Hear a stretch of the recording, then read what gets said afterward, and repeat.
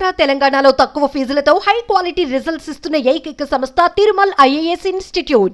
అడుగడుగున సవాళ్లను అధిగమించి చరిత్ర సృష్టించిన విజేత మెగాస్టార్ చిరంజీవి తన టాలెంట్ కు అవకాశాలే కాదు అవార్డులు కూడా పరిగెత్తుకుంటూ వచ్చా.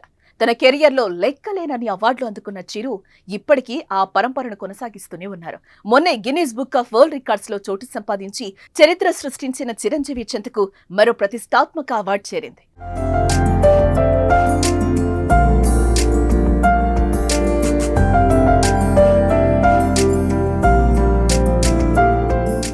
చిత్ర పరిశ్రమలో మెగాస్టార్ చిరంజీవి స్థాయి వేరు. మధ్యతరగతి వ్యక్తిగా చిత్ర పరిశ్రమలోకి అడుగుపెట్టిన ఆయన స్వయం కృషితో నెంబర్ 1 స్థాయికి చేరుకున్నారు. ఆయన చూడని రికార్డులు, రివార్డులు, స్టార్డమ్ లేదని చెప్పుకోవచ్చు. తెలుగు చిత్ర పరిశ్రమ వైపు దేశం మొత్తం తిరిగి చూసేలా చేసిన నటుడు మెగాస్టార్. ఆయన ఒక సినీ దిగ్గజం. అందుకే ఆయన చేసిన సేవలకు పురస్కారాలు లభిస్తున్నాయి.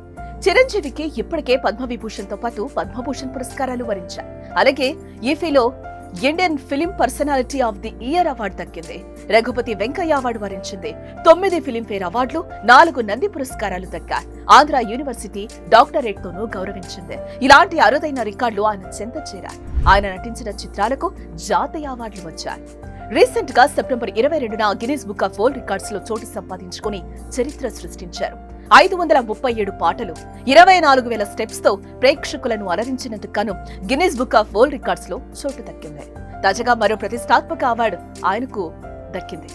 యుఏఈలోని అబుదాబి వేదికగా international Indian film academy IIFA awards 2024 వేడుకలు అట్టహాసంగా జరుగుతున్నాయి.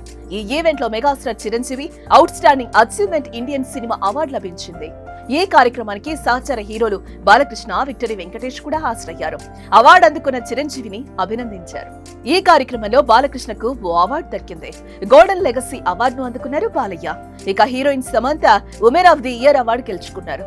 నానికి ఉత్తమ నటుడు అవార్డు దక్కగా మిస్ శెట్టి మిస్టర్ పోలిశెట్టి చిత్రానికి ఉత్తమ సినిమాటోగ్రఫీ పురస్కారం వరించింది.